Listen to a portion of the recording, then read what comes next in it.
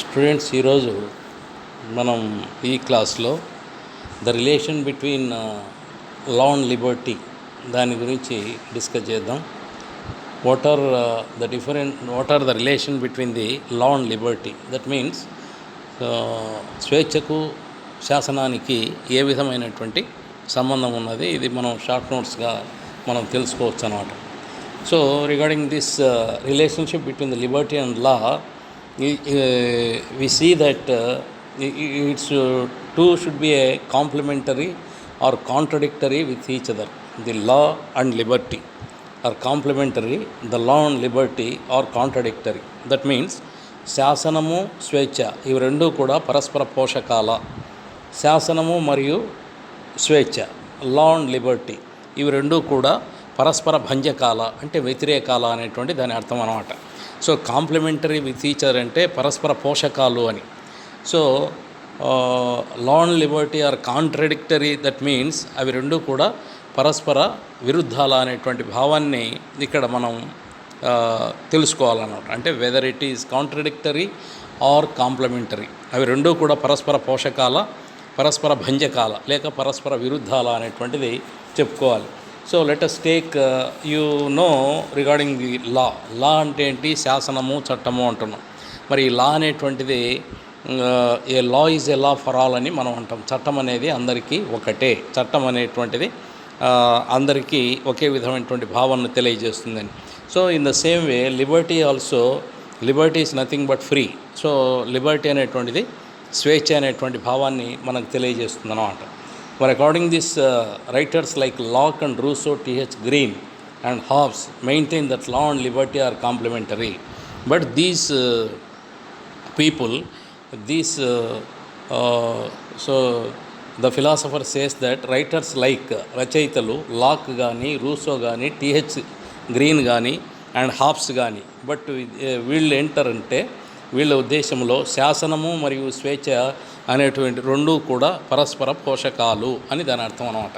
అంటే ఇక్కడ శాసనము లేకుండా స్వేచ్ఛ ఉండదు, స్వేచ్ఛ లేకుండా శాసనం ఉండదు అని దాని అర్థం. ఇప్పుడు స్వేచ్ఛ ఉంటేనే మనం శాసనాన్ని చేయడానికి అవకాశం ఉంటుంది. It should be maintain, but without liberty but ఈ షుడ్ నాట్ బి మెయింటైన్ అన్నమాట. సో కాబట్టి according to Locke, Rousseau, T H Green and Hobbes వీళ్ళ ప్రకారము శాసనము, స్వేచ్ఛ రెండూ కూడా పరస్పర పోషకాలు. అంటే ఒకదాన్ని లేకుండా ఒకటి ఉండడానికి అవకాశం లేదు అని. But Locke for example maintains, but Locke ఏమంటాడంటే for example maintains where there is no law there is no Liberty.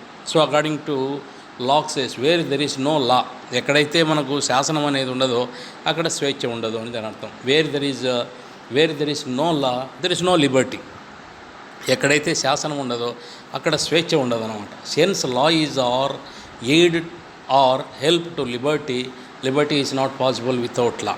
So that is says that hence law is or aid. ఈ శాసనం అనేటువంటిది ఒక విధమైనటువంటి దానికి ఒక ప్రోత్సాహం అన్నమాట. అది సహాయం ఎవరికి? శాసన స్వేచ్ఛకు. సో కాబట్టి శాసనం అనేటువంటిది స్వేచ్ఛకు ఒక సహాయకారి, అది చాలా ఉపయోగపడుతుంది. But liberty is not possible without law. So కాబట్టి liberty is not possible without law. ఎక్కడైతే మనకు శాసనము లేకుండా ఉండదో స్వేచ్ఛ అనేటువంటిది సాధ్యము కాదు. కాబట్టి ఇక్కడ మనం అర్థం చేసుకునేది ఏంటంటే శాసనం ఎంత ముఖ్యమో స్వేచ్ఛ కూడా అంతే ముఖ్యము. కనుక శాసనము, స్వేచ్ఛ రెండూ కూడా పరస్పర పోషకాలు.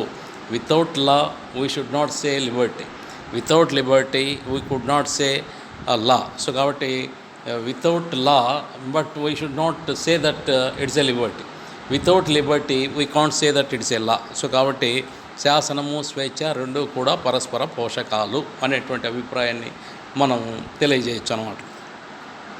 తర్వాత law is a condition of liberty. There is very need to control or regulate the activities of the people. Thus freedom exist only because there is a restraint. So law is a condition of liberty. So law అనేటువంటిది స్వేచ్ఛకు ఒక విధమైనటువంటి షరత్ అనమాట. Law is a condition of liberty. ఒక స్వేచ్ఛకు శాసనం అనేటువంటిది ఒక కండిషన్. అంటే ఇక్కడ అర్థం ఏంటంటే స్వేచ్ఛగా ప్రతి వ్యక్తి తన ఇష్టం వచ్చినట్లు నడుచుకోవడానికి అవకాశం ఉంటుంది. మరి ఆ స్వేచ్ఛను ఎవరు పరిమితం చేస్తారంటే శాసనం మాత్రమే చేయగలుగుతుంది. There is very need to control or regulate the activities of the people. So కాబట్టి తప్పకుండా ప్రజల యొక్క అవసరాలను, వాళ్ళ యొక్క చర్యలను పూర్తిగా క్రమబద్ధం చేసేది, రెగ్యులేట్ చేసేది, సరైనటువంటి పద్ధతిలో పెట్టేది that is only law. So కాబట్టి thus freedom exist only because there is a restraint. Thus freedom exist only because that is restraint. So కాబట్టి ఇక్కడ స్వేచ్ఛ అనేటువంటిది సర్వైవ్ అవుతుందంటే దట్ ఈస్ లాతోనే సర్వైవ్ అవుతుంది అని దాని అర్థం. సో ఇక్కడ శాసనము లేకుండా స్వేచ్ఛ లేదు అని చెప్పడానికి ఏంటి కారణం అంటే, మనిషి యొక్క స్వేచ్ఛను తాను ఏ విధంగా పొందగలుగుతాడో దానికి ఒక షరతు ఉంటుంది, ఒక కండిషన్ ఉంటుంది. ఎక్కడైతే స్వేచ్ఛకు ఆ పరిమితము, ఆ కండిషన్ లేకపోతే ఏమైపోతుందంటే అది విపరీతమైనటువంటి దానికి దారితీస్తుంది. బట్ ఆ Liberty people may not get. అట్లాంటి స్వేచ్ఛ ప్రజలు ఎప్పుడు కూడా పొందలేరు అన్నమాట. So it should B A some condition, it should B A some limitation. But ఆ లిమిటేషన్స్ అనేటువంటిది ఈ స్వేచ్ఛ శాసనం మాత్రమే దాన్ని కంట్రోల్ చేయగలుగుతుంది అని మనం చెప్పవచ్చు అన్నమాట. Law promotes liberty. So that is also one of the thing. Law promotes liberty. Law అనేటువంటిది ఏం చేస్తుందంటే, law promotes liberty. That means ఈ శాసనము ఈ యొక్క స్వేచ్ఛను అది పెంపొందిస్తుంది. సో కాబట్టి లా ప్రమోట్స్ లిబర్టీ. లా లేకుండా లిబర్టీ లేదని చెప్తున్నాం కాబట్టి ఈ శాసనము స్వేచ్ఛను పెంపొందిస్తుంది అన్నమాట. This laws of the state seek provide equal opportunities to the individual. So the laws of the state seek provide equal opportunities to the individual. ఈ చట్టాలు అనేటువంటి ఏం చేస్తాయంటే ప్రజలకు కావాల్సినటువంటి తర్వాత వాళ్ళ యొక్క వ్యక్తిగతంగా అనేకమైనటువంటి అవకాశాలను కలిగిస్తాయి. The laws of the state seek provide equal opportunities. శాసనాలు ప్రజలకు కావాల్సినటువంటి ఏ విధమైనటువంటి ఇండివిజువల్ ఆపర్చునిటీస్, వాళ్ళ వ్యక్తిగతమైనటువంటి అవసరాలు ఏవన్నీ ఉంటాయో వాటినంటినీ కూడా సమకూరుస్తాయి అన్నమాట. For example the marriage law, కుటుంబ చట్టము, కుటుంబ శాసనము, this marriage law. So the law made by the marriage law. So కాబట్టి శాసనం అనేటువంటిది ద మ్యారేజ్ లా. చూస్తే మనము ఒక వివాహపు చట్టము అని చెప్తాం, marriage law. The laws limiting the hours of work. So ఈ శాసనాలు కూడా ఏం చేస్తాయంటే పరిమితమైనటువంటి పని గంటలను పరిమితం చేస్తాయి. సో అందుకనే చట్టానికి ఇప్పుడు మనం కార్మికులు ఎక్కడైనా పరిశ్రమలో పనిచేస్తున్నారంటే వాళ్లకు ఒక విధమైనటువంటి ఒక చట్టం ఉంటుందన్నమాట, కార్మిక చట్టం అనేటువంటిది. వాడు ఇష్టం వచ్చినట్టు ఒక సంస్థలో పని చేయించుకుంటూ ఉంటాడు. But that is not the correct thing. Law ఏం చేస్తుందంటే వాటిని రెగ్యులేట్ చేస్తుందన్నమాట, క్రమబద్ధం చేస్తుంది.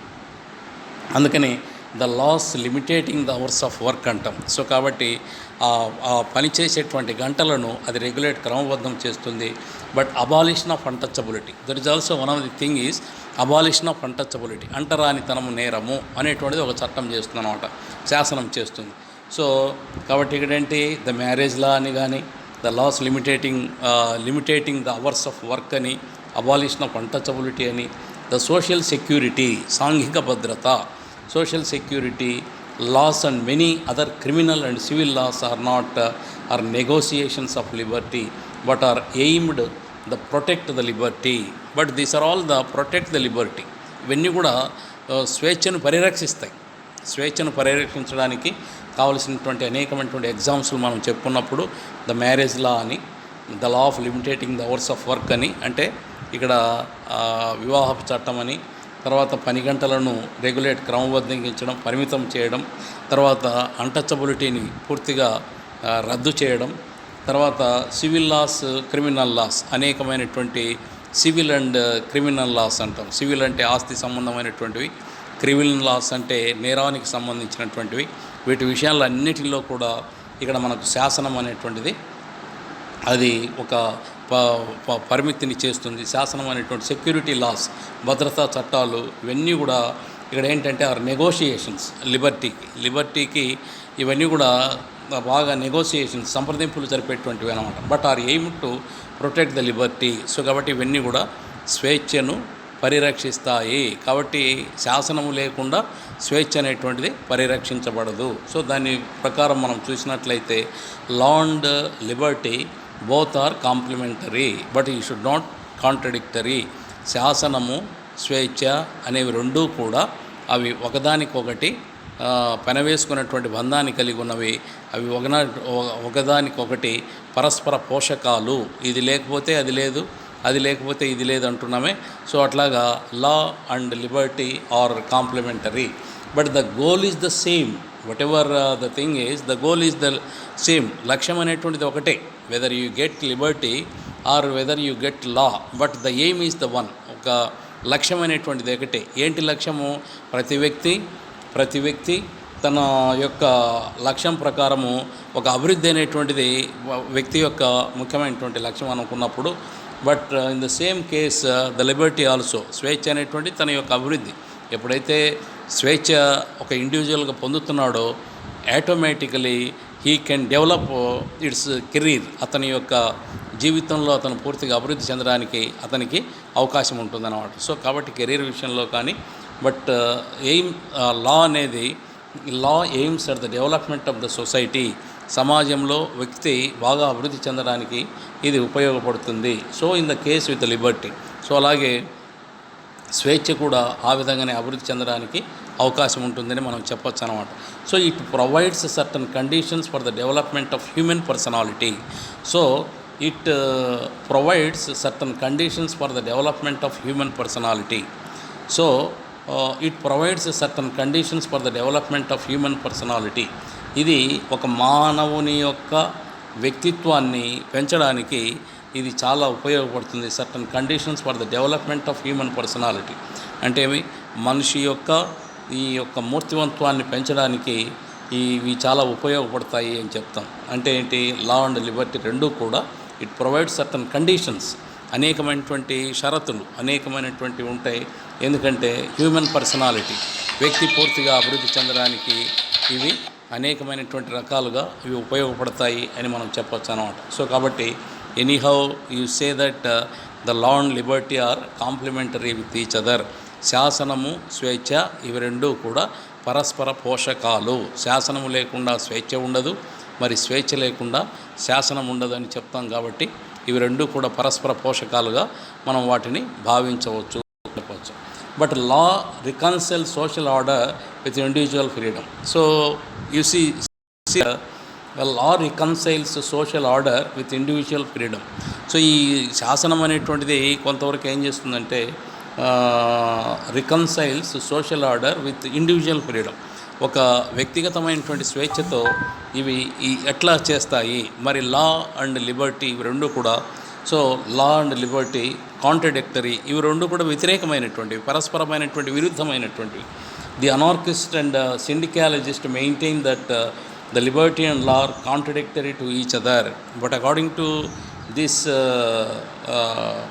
people, anarchist ante arachikavadulu, anarchist and the syndicalism అనేటువంటి వాళ్ళు అంటే గిల్డ్ సోషలిజం అంటాం, వృత్తి సంఘ సామ్యవాదులు, వాళ్ళు ఇద్దరు ఏమంటారంటే the liberty and law are contradictory to each other. ఇవి రెండు కూడా పరస్పరమైనటువంటి విరుద్ధాలు. ఇవి రెండు కూడా ఎటువంటి పరిస్థితుల్లో కూడా వీటికి సరైనటువంటి వీటికి సరైనటువంటి ఇది ఉండదు. కాబట్టి శాసనము మరియు ఈ స్వేచ్ఛ అనేటువంటి రెండు కూడా చాలా విరుద్ధమైనటువంటి భావాలు అని చెప్పడం జరిగిందనమాట.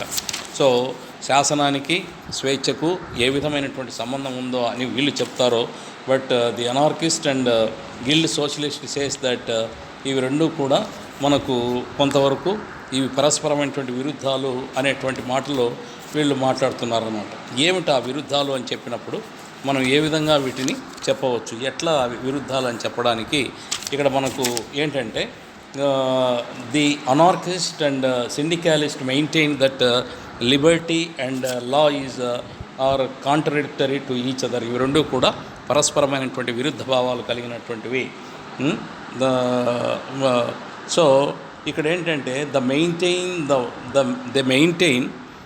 Maintain the more there is one the less there is of the order.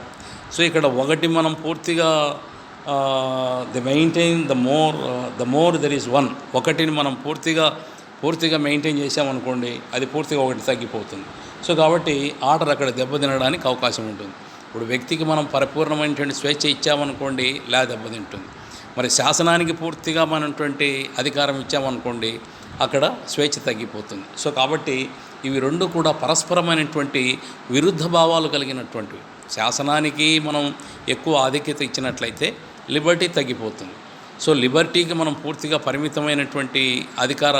పరిమితమైనటువంటి స్వేచ్ఛ ఇచ్చామనుకోండి స్వేచ్ఛకు, అప్పుడేమవుతుందంటే కొంతవరకు అక్కడ ఒక రాచకము, తర్వాత ఒక అనార్కీ ఆ విధంగా సమాజంలో ఏర్పడుతుంది. కాబట్టి మరి దేన్ని తగ్గించినా దేన్ని పెంచినా అక్కడ రెండిటికి ఒక పెద్ద సమస్య వస్తుంది. కాబట్టి ఇవి రెండూ కూడా పరస్పర పోషకాలు అనుట కంటే పరస్పర విరుద్ధాలు అనేటువంటిదే ఒక ముఖ్యమైనటువంటి భావజాలము అని ఎవరంటారు? Syndicalist and these people are all says that anarchist, అరాచకవాదులు చెప్తారు.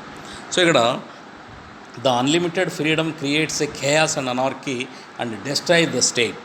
That's what we say. ఇప్పుడే నేను చెప్పినట్లు అన్లిమిటెడ్ ఫ్రీడమ్, చాలా పరిమితులు లేనటువంటి స్వేచ్ఛ మనము ఇచ్చామనుకోండి అది కొంతవరకు గందరగోళానికి క్రియేట్ చేస్తుంది అన్నమాట. ఖేయాస్ అండ్ అనార్కీ, ఒక విధమైనటువంటి గందరగోళము, ఒక విధమైనటువంటి అరాచకాన్ని సృష్టిస్తుంది. ఎక్కడ అన్లిమిటెడ్ ఫ్రీడమ్, పూర్తిగా ఫ్రీడమ్ ఇచ్చేసినాం అనుకోండి అండ్ డెస్ట్రాయ్ ద స్టేట్, రాజ్యాన్ని కొంతవరకు నాశనం చేయడానికి అవకాశం ఉంటుందన్నమాట. So freedom must be limited and defined. Freedom must be limited and defined. ఎప్పుడైతే మనం స్వేచ్ఛను పరిమితం చేస్తే, అది కట్టేలు చేస్తే మనం ఎటువంటి పరిస్థితుల్లో కూడా వ్యక్తి అభివృద్ధి చెందడానికి అవకాశం ఉండదు. సో అంటాం. సో కాబట్టి authority must be made responsible and responsive. ఈ అథారిటీ అనేటువంటిది must be made responsible and responsive. అధికారం అనేటువంటిది ఎప్పుడు కూడా బాధ్యతతో ప్రవర్తించినప్పుడే అది నిజంగా పనిచేస్తుంది. కానీ అధికారం దాన్ని మనం ఇర్రెగ్యులర్గా పనిచేసినట్లయితే అసలు అది దాన్ని ఎటువంటి పరిస్థితుల్లో కూడా దానికి అర్థమే ఉండదు. In such case we have to evolve healthy relationship between the law and liberty. So whatever it may be, ఇట్లాంటి పరిస్థితుల్లో we have to evolve the healthy relations. ఈ రెండిటి మధ్య ఆరోగ్య సంబంధం, ఒక శాసనానికి స్వేచ్ఛకు ఎట్లా సంబంధం ఉండాలంటే ఆరోగ్యవంతమైనటువంటి సంబంధాన్ని ఎప్పుడైతే మనం మెయింటైన్ చేస్తామో శాసనానికి ఎంత విలువ ఉంటుందో బట్ లిబర్టీకి కూడా అంతే విలువ ఉంటుంది. బట్ శాసనాన్ని మనము స్వేచ్ఛను పూర్తిగా దీన్ని అవైల్ చేసుకోవడానికి అవకాశం ఉంటుందే కానీ బట్ దేనికి ఏది ఇచ్చినా కానీ అది కొంతవరకు ఎక్కడ చూసినా మనము సమాజంలో ఏ విధమైనటువంటి అభివృద్ధిని వ్యక్తి విషయంలో మనం చూడడానికి అవకాశం ఉండదు. ఒకటి ఎక్కువ అయినా ఒకటి తక్కువైనా అక్కడ సమస్యే. But anyhow to say that law and liberty are the complementary and contradictory అని చెప్పుకున్నప్పుడు శాసనానికి స్వేచ్ఛకు పరస్పరమైనటువంటి పోషకాలని కొంతమంది అంటే, బట్ ఇవి రెండు కూడా పరస్పరమైనటువంటి భంజకాలు, పరస్పరమైనటువంటి వ్యతిరేకాలు అని వీళ్ళు చెప్తున్నారు అనడంలో కొంతవరకు మనకు ఒక విధమైనటువంటి ఒక విశిష్టత కనిపిస్తుంది అన్నమాట. సో కాబట్టి శాసనం ఎక్కువైనా స్వేచ్ఛ తక్కువైతే ప్రజలు అభివృద్ధి చెందడానికి అవకాశం ఉండదు. ఒకవేళ స్వేచ్ఛ ఎక్కువై శాసనం తక్కువైతే అక్కడ కూడా ఎటువంటి పరిస్థితుల్లో కూడా ప్రజలకు న్యాయం కలగదు అని చెప్పవచ్చు అనమాట. సో ఎనీహౌ ఇక్కడ మనకు దాన్ని ఆ విధంగా ఒక షార్ట్ నోట్స్లో మనం చెప్పవచ్చు అనమాట. తర్వాత ఇంకొక షార్ట్ నోట్ చెప్పినప్పుడు మనం ఇదివరకే స్వేచ్ఛలోని రకాలను గురించి మనం డిస్కస్ చేసాం. డిఫరెంట్ కైండ్స్ ఆఫ్ లిబర్టీస్ అని, తర్వాత ఇవన్నీ చాలా అనేకమైనటువంటి విషయాలు మనం మనం చర్చించడం జరిగింది. తర్వాత ఇక్కడ మీకు ఏదైనా ఒక షార్ట్ నోట్స్లో అదే కాకుండా ఇంకోటి అడిగినాడు అనుకోండి, ఆర్థిక సమానత్వము అని మిమ్మల్ని అడిగితే అప్పుడు మీరు ఏం రాయాల్సి వస్తుంది? ఆర్థిక షార్ట్ నోట్స్ మనం ఎకనామిక్ ఈక్వాలిటీ అనేటువంటిది కంపల్సరీగా అడుగుతాడు. సో మనం ఇదివరకు చెప్పింది శాసనానికి స్వేచ్ఛకు గల సంబంధము, శాసనానికి స్వేచ్ఛకు గల అవి రెండు కూడా పరస్పర పోషకాల, పరస్పర విరుద్ధాల అని చెప్పుకున్నాం. సో ఇంకో ప్రశ్న ఏంటంటే ఇక్కడ let us take the economic equality. ఏదైనా ఒక షార్ట్ నోట్స్ ఇచ్చినప్పుడు ఆర్థిక సమానత్వం అంటే మీరు ఏం రాయాలి? This is also one of the separate question అనుకోండి. షార్ట్ నోట్ ఏం రాయాలి? Equality is the basis of democracy. So ఇక్కడ ప్రజాస్వామ్యానికి ఆ సమానత్వం అనేటువంటిది ఒక విధమైనటువంటి ప్రాతిపదిక. ప్రజాస్వామ్యానికి సమానత్వం అనేటువంటిది ఒక బేస్ ఆధారం అన్నమాట. So without equality we should not get the democracy. ఎప్పుడైతే సమానత్వం అనేటువంటిది లేకపోతే ఇక ప్రజాస్వామ్యం అనేటువంటి భావనే మనకు ఉండదన్నమాట. So equality means that one should not be discriminated on the basis of race, religion, language, caste, community and creed. So this is the real thing. Equality means that one should not be discriminated. ఎవరు కూడా ఎటువంటి పరిస్థితుల్లో కూడా on the basis of race, జాతి, కుల, మత, వర్గ, వర్ణ, ప్రాంత, భాష పరంగా ఎవరిని కూడా వివక్షత చూపకూడదు. వాడు ఎవరైనా కానీ, whoever may the person, but we should not discriminate on the basis of race, caste and religion, language, మతపరంగా, భాషాపరంగా ఏ విధమైనటువంటి చూసామనుకోండి. బట్ అది ఎటువంటి పరిస్థితుల్లో కూడా సమానత్వం అనేటువంటిది కాదు. ఆర్థిక సమానత్వం ఎక్కడ కూడా మనకు ఉండదన్నమాట. But economic equality implies the elimination of excessive inequalities in the possession of material resources. So this is a good concept. Economic equality implies the elimination of excessive inequalities.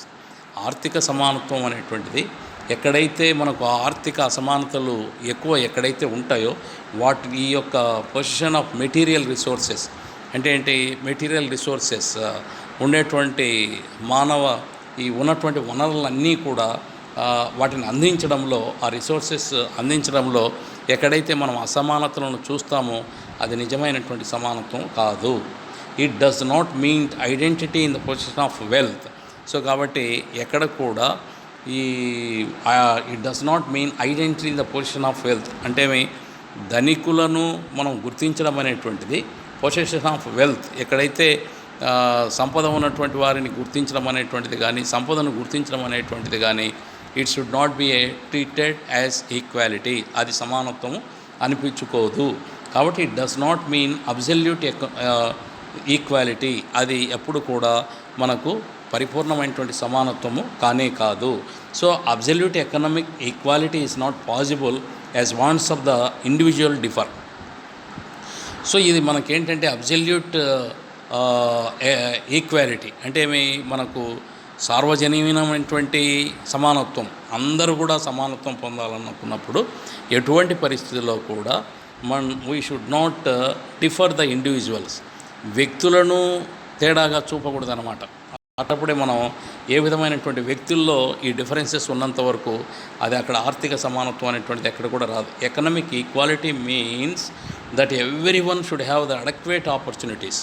So that is the thing. So economic equality means every one should have adequate opportunities. ఉన్నటువంటి పౌరులందరికీ కూడా adequate opportunity, చాలినంత అవకాశాలను సమకూర్చడము, అదే నిజమైనటువంటి ఆర్థిక సమానత్వము. ఉన్నటువంటి ప్రజలందరికీ కూడా adequate opportunities in the economic field, ఆర్థికమైనటువంటి రంగంలో వారందరికీ అవకాశాలను కల్పించడమే నిజమైనటువంటి ఆర్థిక సమానత్వము. సో కాబట్టి ఆర్థిక సమానత్వం అంటే ఇక్కడ కొంతమందికి మాత్రము కొన్ని అవకాశాల నుంచి మరికొందరికి మాత్రము తక్కువ అవకాశాలను ఇచ్చినట్లయితే, but you should not be treated economic equality, but the people all are getting the same level of the opportunities to provide. అందరికీ, దేశంలో ఉన్నటువంటి ప్రజలందరికీ కూడా ఒకే విధమైనటువంటి ఆర్థికమైనటువంటి వనరులను చేకూర్చడమే దీనికి. అందుకే అంటాం, ఉన్నటువంటి వెల్త్ అంతా ఎక్కడైతే సంపద ఉందో ఆ సంపద అంతా ఈ should not be in the hands of the wealthy people, but ఈ should be distributed among the people. దేశంలో ఉన్నటువంటి రిసోర్సెస్ ఏవైతే ఉన్నాయో అవన్నీ కూడా కొద్దిమంది చేతుల్లో కేంద్రీకృతం కాకుండా దేశ ప్రజలందరికీ ఎప్పుడైతే పంచబడతాయో అప్పుడే మనకు నిజమైనటువంటి ఆర్థిక సమానత్వం వస్తుంది. సో ఆర్థిక సమానత్వం అనేటువంటిది అందరికీ పంచబడేటువంటిది అని చెప్పాలి. There must be adequate work and wages, reasonable hours of work and leisure. So ఇక్కడ ఏంటంటే ఆర్థిక సమానత్వానికి కొన్ని ప్రాతిపదికలు ఉన్నాయి. There must be adequate work and wages. అక్కడ ప్రతి ఒక్కరికి కూడా చాలినంత అడక్వేట్ అవసరమైనంత పనిని కల్పించాలి, కావాల్సినటువంటి వేతనాలను ఇవ్వాలి. తర్వాత reasonable hours of work and leisure, కావలసినటువంటి రీజనబుల్ అంటే ఏమి హేతుబద్ధమైనటువంటి పని గంటలను వాళ్లకు ప్రొవైడ్ చేయాలి. తర్వాత వాళ్ళకు కావాల్సినటువంటి లీజర్ విరామాన్ని ఇవ్వాలి. అంతే తప్ప ఇష్టం వచ్చినట్లు ఇవన్నీ కూడా మనం లేకుండా వాడుకున్నప్పుడు ఏమవుతుందంటే అది ఎక్స్‌ప్లాయిటేషన్ అవుతుంది, ఫైనాన్షియల్ ఎక్స్‌ప్లాయిటేషన్. తర్వాత ఎప్పుడైతే ఫైనాన్షియల్ ఎక్స్‌ప్లాయిటేషన్ అవుతుందో తర్వాత ఇండివిజువల్ వ్యక్తిగతమైనటువంటి దాన్ని ఎక్స్‌ప్లాయిటేషన్ అంటే ఏంటి, దోచుకోవడం. సో ఆ విధంగా చేస్తే అది నిజమైనటువంటి సమానత్వం కాదు అని. కాబట్టి ఇక్కడ దీని ప్రకారం మనం ఆలోచించినప్పుడు ఈ సమానత్వం అనేటువంటిది ఎట్లా వస్తుందంటే there must be adequate work and wages, reasonable hours of the work leisure, so ఇవ్వాలి. But economic equality implies, so economic equality implies ఏంటి, ఆర్థికమైన వస్తుందంటే levelling process to reduce gross inequalities. So కాబట్టి అవి కూడా ఒక ముఖ్యమైనటువంటి అంశంగా మనం చెప్పొచ్చు అన్నమాట. సో అది economic equality implies levelling process to reduce gross inequalities of wealth.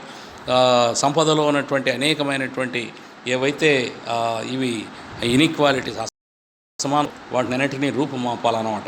It also implies the absence of exploitation of many by man or of one class by another class. ఒకరి నుంచి ఇంకొకరు ఎప్పుడైతే ఎక్స్‌ప్లాయిట్ చేయబడతాడో అది నిజమైనటువంటి ఆర్థిక సమానత్వం కాదు. If A society divided into rich and poor, ఎప్పుడైతే మన సమాజం అది ధనిక పేద అనేటువంటిది 2 వర్గాలుగా అది డివైడ్ చేయబడుతుందో అక్కడ నిజమైనటువంటి హక్కులు కానీ తర్వాత స్వేచ్ఛ కానీ అక్కడ ఉండదు అని చెప్పొచ్చు అన్నమాట. It also means the establishment of democracy in industry. అది కూడా మనకు ఒక విధమైనటువంటి ఆర్థిక ప్రజాస్వామ్యంలో మనం ఒక విధమైనటువంటి ప్రజాస్వామ్యాన్ని తీసుకురావడానికి అవకాశం ఉంటుంది. సో కాబట్టి economic equality is the basis of social and political equalities. ఇక్కడ ఆర్థిక సమానత్వం అనేటువంటిది economic equality is the basis of social and political equalities.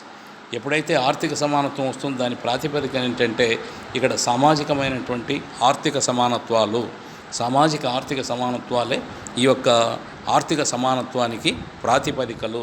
So civil liberties are secured only when there is economic equality. ఎక్కడైతే మనకు పౌర హక్కులు మనం ఎప్పుడైతే పొందగలుగుతున్నామో when there is economic equality, అప్పుడే మనకు ఆర్థిక సమానత్వాన్ని మనం పొందడానికి అవకాశం ఉంటుంది. Political liberty is myth unless it is a complementary of economic equality. ఎక్కడైతే ఈ యొక్క ఇదేంటారు political liberty is a myth unless it is a accompanied by the economic equality. ఆర్థిక సమానత్వం లేని రాజకీయ సమానత్వం వ్యర్థము. కాబట్టి ఇక్కడ మనకేంటంటే తెలిసేది ఆర్థిక సమానత్వము రావాలంటే, సమానత్వాన్ని అందాలంటే ఆర్థిక రాజకీయ సమానత్వము కాదు కానీ బట్ ఆర్థిక సమానత్వం ఎప్పుడైతే మనం పొందగలుగుతామో నిజమైనటువంటి రాజకీయ సమానత్వాన్ని పొందగలుగుతాం. సో కాబట్టి ఇక్కడ ఏంటంటే టోటల్గా మనం తెలుసుకునేది ఏంటంటే దేశంలో ఉన్నటువంటి వనరులన్నీ కూడా సంపద అంతా కూడా కొద్దిమంది చేతుల్లో కేంద్రీకృతం కాకుండా అది ప్రజలందరి చేతుల్లో ఎప్పుడైతే కేంద్రీకృతం అవుతాయో దాన్నే మనం నిజమైనటువంటి స్వేచ్ఛ, నిజమైనటువంటి ఆర్థిక సమానత్వం అని చెప్పగలుగుతాం. కానీ బట్ అది ఆ సంపద అనేటువంటిది కొద్దిమంది చేతుల్లో ఎప్పుడైతే కేంద్రీకరించబడతాదో అది నిజమైనటువంటి సమానత్వం కాదు. సో కాబట్టి the economic equality is one where there is no differences in the field of rich and poor or so whatever it may be. ఆ విధమైనటువంటి పేద ధనిక బట్ బేసికలీ రేస్ రిలీజియన్ ఏ విధమైనటువంటి జాతి మత భాష లింగపరంగా ఎటువంటి తేడాలు లేకుండా చూస్తేనే దాన్ని మనం నిజమైనటువంటి ఆర్థిక సమానత్వంగా మనం చెప్పగలుగుతాం. కానీ లేకపోతే ఇవి నల్లటి బోర్డు మీద తెల్లటి మాటలే తప్ప ఇది ఆచరణలో ఎప్పుడు కూడా కాదు. ఉన్నటువంటి అన్నీ కూడా సమానత్వాలు, అసమానత్వాలు లేకపోవడమే నిజమైనటువంటి సమానత్వం. ఇఫ్ దెర్ ఇస్ నో ఇది inequalities then only we see equality. ఎప్పుడైతే అసమానత్వాలు లేకపోకుండా ఉండడమే నిజమైనటువంటి సమానత్వానికి భావనం అన్నమాట. సో కాబట్టి ఆర్థిక సమానత్వము అంటే దేశంలో ప్రతి పౌరుడు కూడా తాను జీవనానికి సంబంధించినటువంటి ఆహారాన్ని తాను సమకూర్చుకోవడం, అప్పుడే దాన్నే మనం నిజమైనటువంటి ఆర్థిక సమానత్వంగా భావిస్తాం. కానీ లేకపోతే ఆర్థిక సమానత్వం అనేటువంటిది అది ఇప్పట్లో వచ్చేటువంటి ధనిక పేద ఈ వర్గాల మధ్య మనం ఆర్థిక సమానత్వాన్ని సాధించలేము.